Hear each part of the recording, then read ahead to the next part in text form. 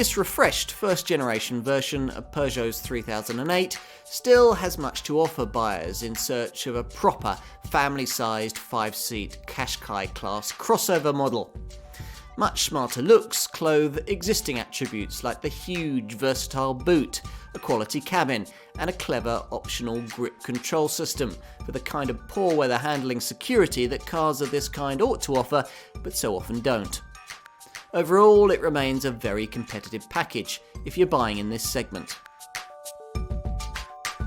By now, most of us are familiar with the concept of a crossover, a family car providing the best elements of an SUV, an MPV, and a conventional hatchback. This one, Peugeot's 3008, wasn't the first model of this kind to hit the market, but it struck quite a chord with customers. A pretty large number of them, in fact. Over 500,000 buyers worldwide have been found since an original launch in 2008 that seems quite a long time ago now, for since then the industry has changed quite a bit as other brands have piled into this lucrative sector. Plus, more recently, we've seen a Mark II version of this car's closest crossover rival, Nissan's segment-defining Qashqai.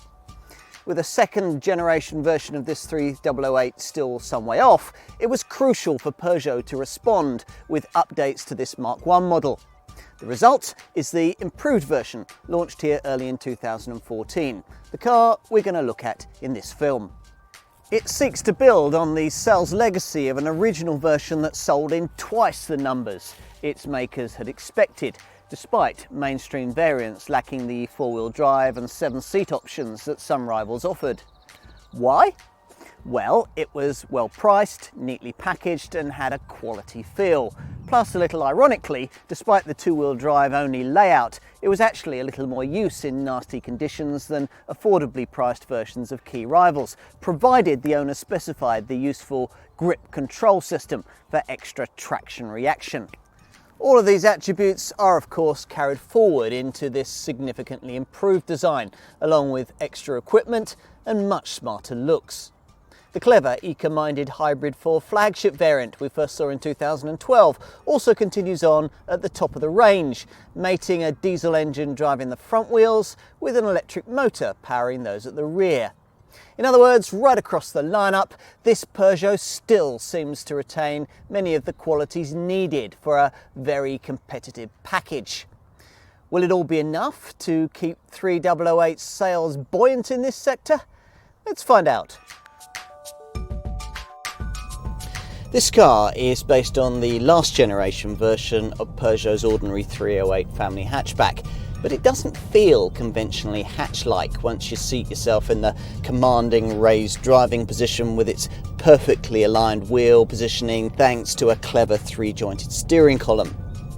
As with all crossovers, the idea here is to deliver everything people like about butch-looking SUVs in a more practical and affordable family hatch-shaped package. So you get the looks without any of the compromises you'll not want to make if you never go off-road. So, muddy car parks can be negotiated, but you'll have to leave the wilderness stuff to Bear Grylls. And under the bonnet, well, we might have hoped that this facelift would have bought us at least one of the new generation eTHP petrol or blue HDI diesel engines now fitted to Peugeot's Mark II 308 family hatchback. Unfortunately not. So mainstream versions of this car soldier on with the 1.6 litre petrol and 1.6 and 2 litre diesel power plants they were launched with. At the bottom of the range, that means a 120 brake horsepower 1.6 litre VTI, the only variant in the lineup offering 5 gears. This engine's a willing enough unit, making 62 miles an hour from rest in 11.8 seconds en route to 115 miles an hour. But you can get it with a lot more performance in turbocharged THP 156 brake horsepower form, which improves those figures to 8.9 seconds and 125 miles an hour respectively. Petrol power though will be less than ideal if you're thinking of doing a bit of towing. For this, a better choice would be something from the HDI diesel lineup, which starts with a 115 brake horsepower 1.6 litre HDI variant, offering nearly double the amount of torque available from the base petrol model. This engine is also offered in a more frugal eHDI guise you have to have with an EGC automatic transmission that's jerky enough to make me want to stick with the manual model. Which brings me to the top 2-litre HDI diesel model I'm trying here. In 150 brake horsepower manual guise, it'll take you from rest to 62 miles an hour in 9.7 seconds en route to 121 miles an hour. That's a fraction faster than the 163 brake horsepower 6-speed automatic version can manage. More importantly though, this is the only variant in the range in which Peugeot makes at least some attempt to answer the main question I'd had in approaching a determined drive in this car. Maybe you have it too. Namely, how can something this short and tall, the 3008 is after all nearly 16 centimetres taller than a Golf or Focus size family hatch, how can it not roll like a Channel ferry in a choppy sea through the bends? Well, Peugeot's answer, in this particular version at least, is called dynamic roll control. It's a clever system that pressurizes the damper of whichever rear wheel is on the outside of any given bend, so keeping the car level. And to a great extent it works too. Yes, reducing body roll, but also giving this car a surprising feeling of agility, with impressive front end bite through the bends that's also aided by plentiful grip and precise steering feel. Peugeot really should offer this system on other models in the range, or at least make it optional on other variants. As for the off-road promise of those macho looks, well, it isn't completely without foundation. Peugeot thinks that buyers in search of the kind of soft road ability offered by all-wheel drive Nissan Qashqais or fashion-conscious SUVs like Toyota's RAV4 or Honda's CR-V don't need the weight and complexity of four-wheel drive. So instead, the French brand offers 3008 buyers the option of a grip control system as part of a package that comes with special mud and snow tyres. This copies Land Rover's terrain response setup in offering the driver the chance to choose different settings to suit different surfaces. Now, in this case, there are 5 different options, including snow, mud, or sand settings. It doesn't make this car into any kind of real off-roader. There's no significant ground clearance for a start, but it's all most buyers will ever need. To finish this section, I probably need to say a few words about the rare Hybrid 4 6-speed automatic variant.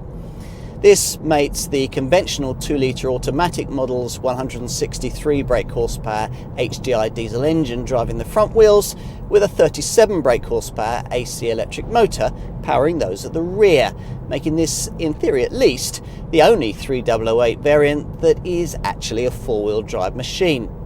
Or at least it will be in its sport, 4-wheel drive and auto driving modes that respectively set the car up for either driving dynamically or for grip in poor conditions.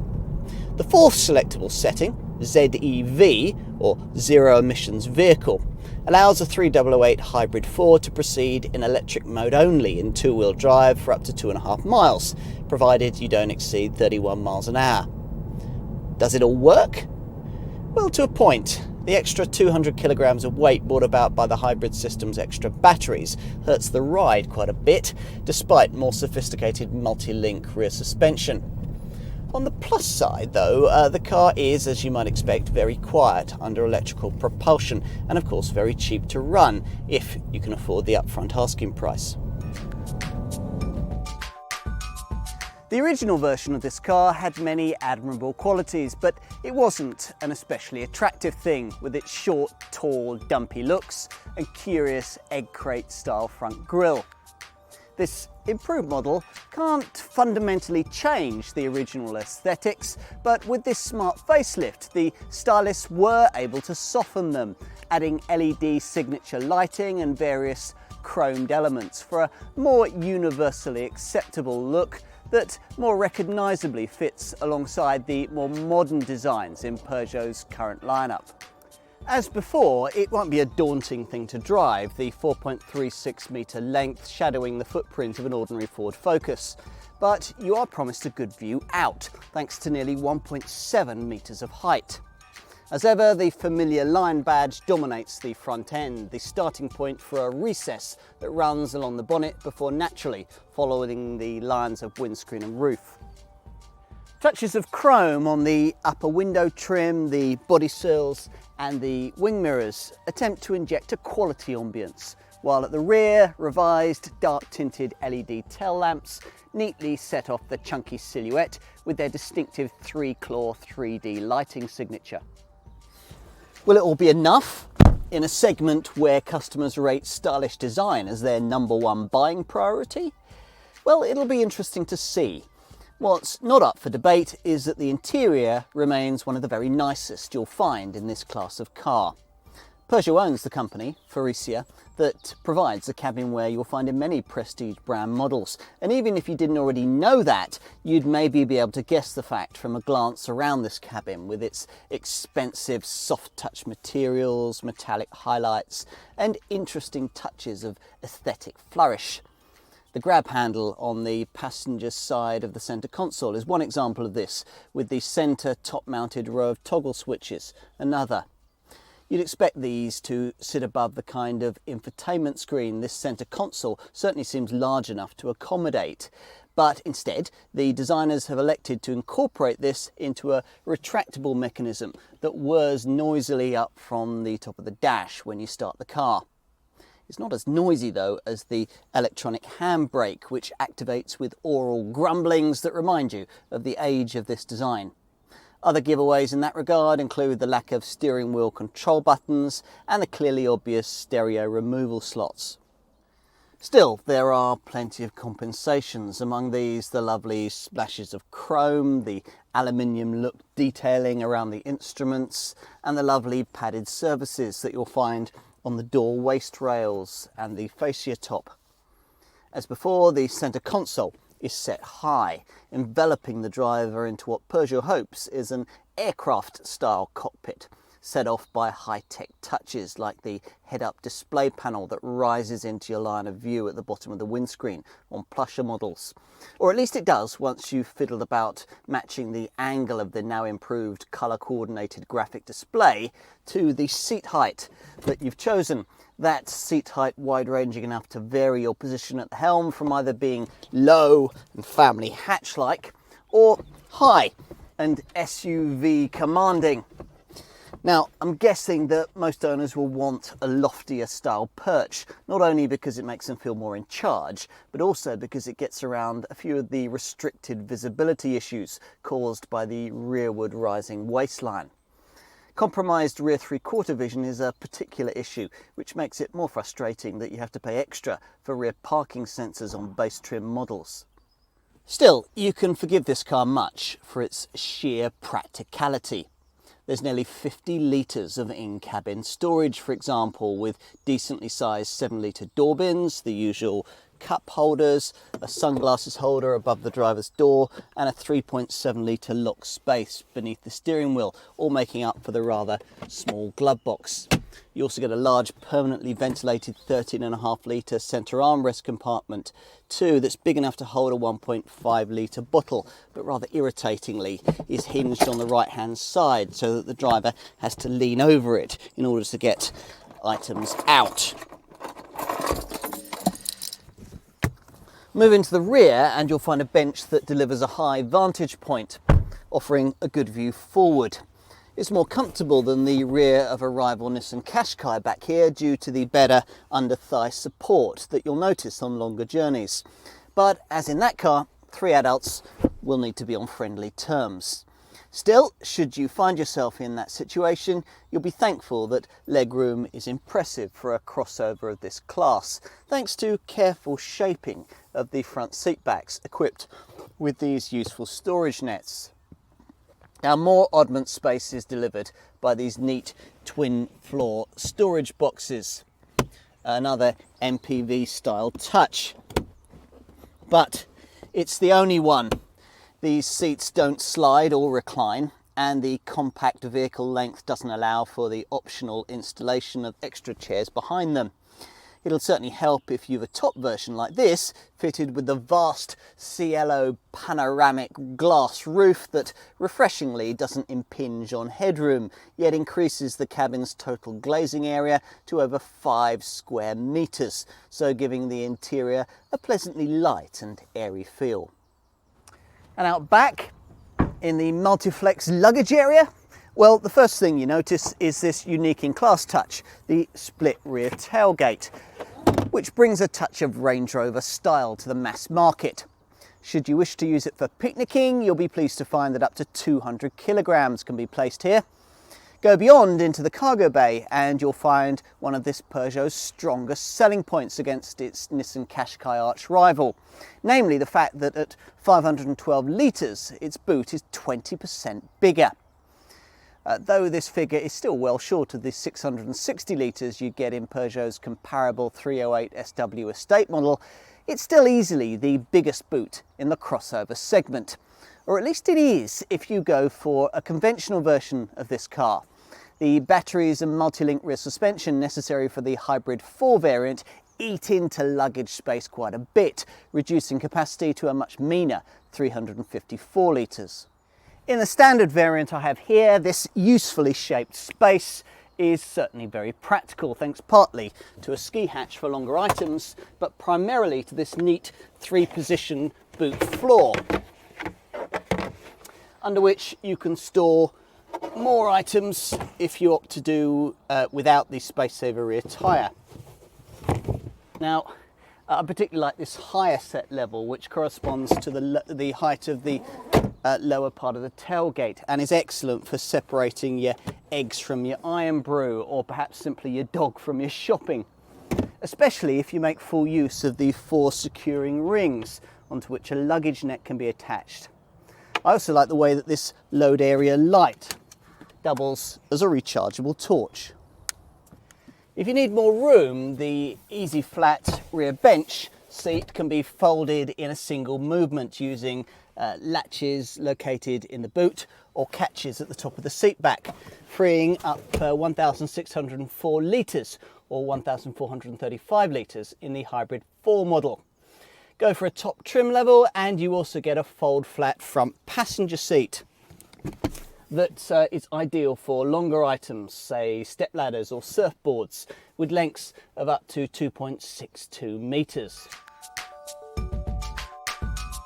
So let me take a quick minute or two to bring you up to speed on the 3008 price and range proposition. The importers talk of slightly reduced asking figures, but as far as what you'll pay is concerned, this Peugeot still sits in pretty familiar territory for 5-seat family-sized crossover contenders. Sticker costs for mainstream models ranging from just under £18,000 to just under £25,000. There are no 4-wheel drive options unless you count the innovative diesel-electric Hybrid 4 variant that features an electric motor occasionally driving its rear wheels. For this version though, there's a higher price to pay in the £27,000 to £28,000 bracket. Most buyers though will be focusing on the bottom of the lineup, where they'll need to think carefully whether it's worth finding the extra £1,800 necessary to move from the entry-level 1.6 litre VTI petrol model to the comparably powerful 1.6 litre HDI diesel. Those taking up the HDI option who don't mind spending the further £800 that would take their necessary budget up to around £20,000 can get this 115 brake horsepower diesel unit in more frugal e-HDI guise, mated to an EGC automatic gearbox. It's worth remembering though that the dynamic roll control system that makes so much of a difference to the handling of this car is limited to the top 2 litre HDI diesel models, the 150 brake horsepower manual variant and the 163 brake horsepower automatic. Go for a 2 litre HDI manual and you'll need a budget of around £22,000, about the same as is necessary for the sole petrol turbo option, the THP 156. Time now for a bit of perspective. Just what kind of value proposition do these kinds of figures represent? Well, in simple terms, to own one of these, you'd be looking at only around £700 more than Peugeot's more conventional but less versatile 308 SW estate. As a family man, going for the SW is an option I'd be less tempted to consider. Now, that particular model can't be had with 7 seats. Now, it's also true, of course, that only 5 folk can travel in this 3008, but they'll sit higher and have more options when it comes to luggage storage. Certainly many more than they'd have with the kind of conventional Focus-sized family hatchback that wouldn't really cost much less. Deciding though that you want a crossover design of this kind is just the beginning of the process. Starting to peruse the market for this class of car delivers a bewildering array of options, so let me try and help narrow things down for you. First up, it's important to note that in making accurate apples for apples comparisons with this 3008, you need to be looking at decently sized family crossover models rather than super mini based ones like Renault's Captur, Nissan's Juke, Vauxhall's Mokka and Peugeot's own 2008. Cars that many families will find won't be quite up to swallowing all their kids' bikes and holiday paraphernalia. You might also struggle in that respect, even if you opt for marginally larger offerings in this segment, like Skoda's Yeti, Mitsubishi's ASX, or Suzuki's SX4 S-Cross. Now, if that doesn't matter, then by all means pocket the £1,500 to £2,000 saving any of these three will represent over this Peugeot. Or indeed, you could save even more and go for real bargain basement crossover segment options like SsangYong's Corando or Dacia's Duster. Ultimately though, in going for any of the cars I've just mentioned, you'll be getting yourself a slightly smaller, slightly less sophisticated vehicle. Something that sales figures suggest buyers are very well aware of. Price isn't everything. If it was, you probably wouldn't even be considering a crossover in the first place. But by the same token, if you've kids, a dog and a family budget to maintain, you won't be wanting to go mad with the checkbook, as might be necessary were you to opt for a premium badged crossover model of this kind, say a BMW X1 or an Audi Q3. Cars that will set you back £4,000 to £5,000 more than directly comparable versions of this 3008.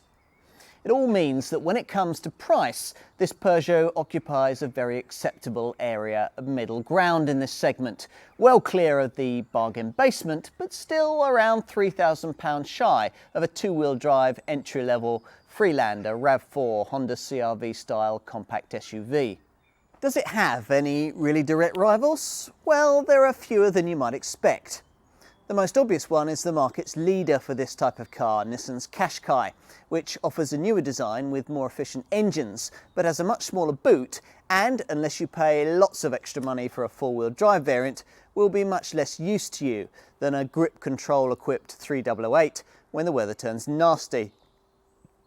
Now, you could say much the same for the other two directly price comparable segment competitors to this car, Kia's Sportage and Hyundai's iX35. And I'd also point out that these two don't have the Nissan Qashqai's redeeming quality of being slightly cheaper to run. Otherwise, well, what is there? I'd say that a Subaru XV 1.6i might be a decent alternative to a base 1.6 litre VTI petrol 3008 model if you really wanted proper four-wheel drive, but it's £1,700 more to buy. And as for cars like Mazda's CX-5 and Ford's Kuga, well, how much do you want to spend? After all, these models don't come with affordable petrol engines, so start at well over £20,000, and in their cheapest diesel guises will set you back £2,000 to £3,000 more than a directly comparable 3008 2-litre HDI.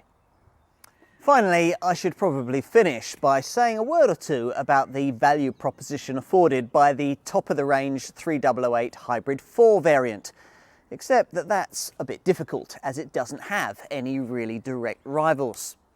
At the time of the launch of this improved model, the only other hybrid crossover of any kind was Mitsubishi's Outlander PHEV plug-in hybrid, which looks comparably priced in base form, but which would actually cost you around £5,000 more in equivalently spec'd mid-range guise.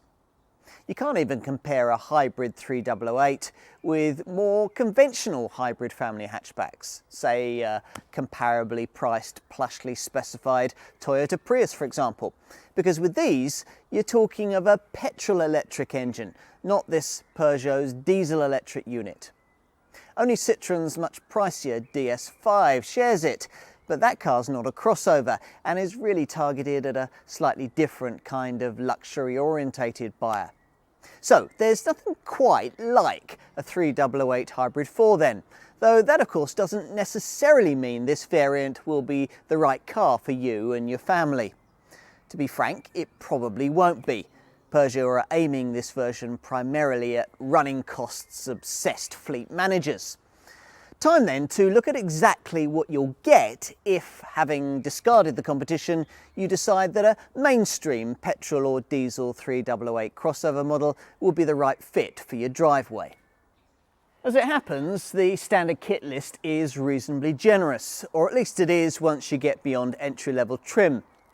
Even here though, LED daytime running lights, air conditioning, Bluetooth phone compatibility, a USB point, hill assist to stop you from drifting backwards on uphill junctions, an acoustic front windscreen to aid refinement, and a decent quality MP3 stereo controllable from a stalk behind the leather-covered steering wheel are all included. I thought maybe an alarm, rear parking sensors and cruise control with a speed limiter would also be included across the range for this kind of money, but of course you will find these features further up the lineup, as well as things like 18-inch alloy wheels, height and direction adjustable xenon headlamps, a reverse parking camera, Peugeot Connect navigation, and a huge glass Cielo panoramic roof. There are a few annoying caveats though. As I mentioned earlier, the dynamic roll control system is unavailable on the 1.6 litre petrol and diesel models. And on base trim variants, you can't have the rear underfloor storage, nor is there any option to find the extra budget of around £500 that would get you the useful grip control system that's unique in this segment and offers great extra peace of mind in nasty conditions. It's also a little annoying that you can only have the neat fold forward front passenger seat on top spec versions where it's standard. Helpful options that are available across the board include a useful boot tray, a dog guard, rear side window blinds, a luggage box, a roof mounted cycle attachment and onboard Wi-Fi. As for safety stuff, to justify a 5-star Euro NCAT rating, all models get twin front, side and curtain airbags, plus ISOFIX child seat fastenings, as well as the usual electronic aids for braking, traction and stability control. Plusher versions get a parking space measurement system, so you can judge whether any particular bay is going to be large enough for your 3008. And top variants also feature a clever head-up display that gives you key information projected onto a Perspex panel that rises at the bottom of the windscreen and now features full colour imagery with separate shades for different information. To this can also be added a distance alert function to keep you a safe distance behind the car in front. When it comes to this issue, it's as well to remember that we're talking of a range of model variants fitted with Peugeot's old generation engines here. This design dates right back to 2008, and unfortunately, as part of the facelift changes that we're looking at in this case, it wasn't economic for the French brand to install the more up-to-date higher tech units that you'll find fitted to the second generation 308 hatch and SW estate models. Which is a pity, for with those fitted, units like the 1.2 ETHP 130 petrol engine and the blue HDI diesel power plants, this 3008 would be vying with Nissan's Qashqai for cost of ownership class leadership in this segment. Still, to be fair, the range of engines you do get are a reasonably economic bunch, and at the bottom end of the lineup, Peugeot has added in a more frugal eHDI 1.6 litre diesel, though to get it you do have to have a slightly jerky EGC automatic gearbox. If that's not an issue, then this variant can return a very reasonable 67.3 miles to the gallon on the combined cycle and 110 grams per kilometre of CO2.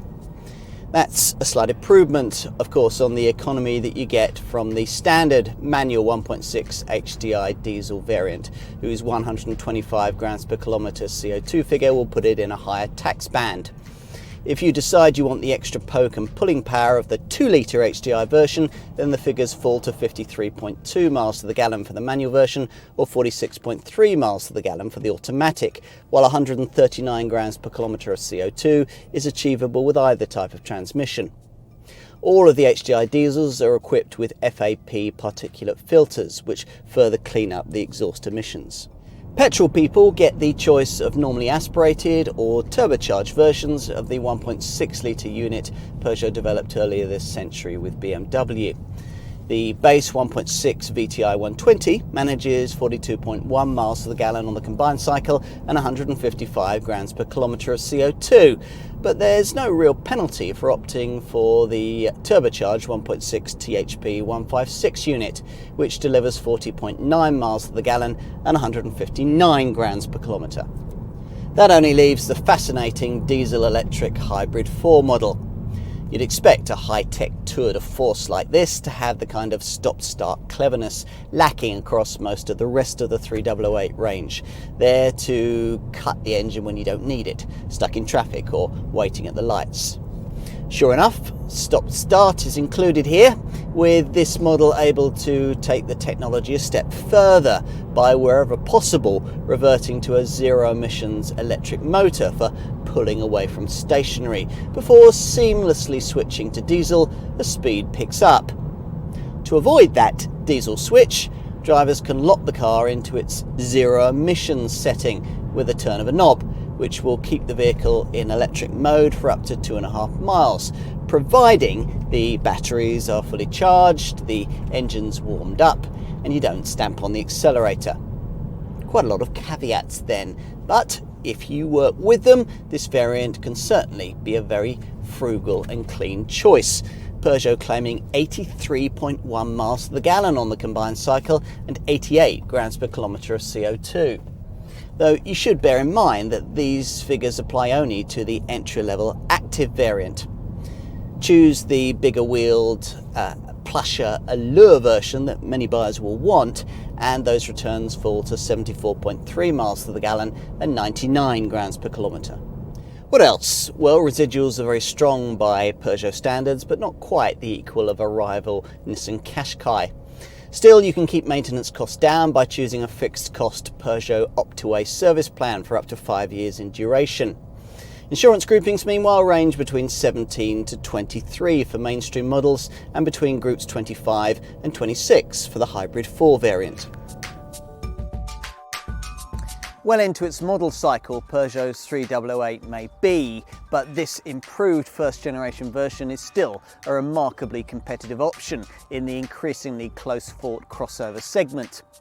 Unlike smaller, more fashion-conscious crossovers, it's big enough for a family, yet easy to manoeuvre and relatively affordable to buy. Of course, these features aren't unique, but here's four that are in this sector: the upmarket cabin, the neat split rear tailgate, the availability of diesel-electric power, and perhaps most significantly, the optional grip control system. Elsewhere in this class, all but the most expensive four-wheel drive equipped crossovers will flounder around as badly as everyone else when the weather turns nasty. Tick the box for grip control and your 3008 won't, offering real substance behind those SUV-inspired looks. Ah yes, those looks. Awkward styling was perhaps the one thing that held back the original version of this model from even greater sales success, an issue that would have aroused far less comment had the car looked like this from the start. Smarter, sleeker and more upmarket, the revised shape puts it back into contention with more modern rivals in this increasingly image-conscious segment. True, other crossovers can offer lower running costs and a bit of extra high tech, but many will still be happy with Peugeot's efforts in this regard. It's all proof that if you get something pretty much right first time, the investment should pay dividends for years afterwards. French sense? You're looking at it right here.